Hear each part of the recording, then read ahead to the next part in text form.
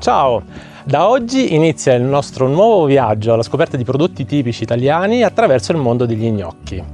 Ogni settimana uno gnocco diverso, una nuova idea per fare degli gnocchi buonissimi, dove l'ingrediente principale sarà un prodotto tipico italiano, molto particolare e difficilmente conosciuto. Oggi iniziamo con uno gnocco di patate al Frante. Il Frante è un formaggio friulano di recupero. Infatti viene fatto con le forme di formaggio che magari hanno fermentato un pochino e quindi si sono un po' gonfiate. All'interno viene messo del pepe, viene tutto rimacinato, rifatta la forma e ristagionato.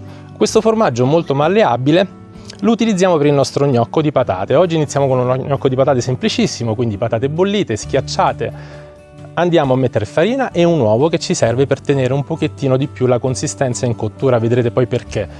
Il Frante lo amalgamiamo con le mani tranquillamente e ne ricaviamo una salsiccetta di questo tipo. Quindi stendiamo la nostra pasta degli gnocchi a circa 2 cm di spessore, mettiamo il nostro rotolino e andiamo a fare una salsiccetta che a sua volta conterrà il Frante come ripieno.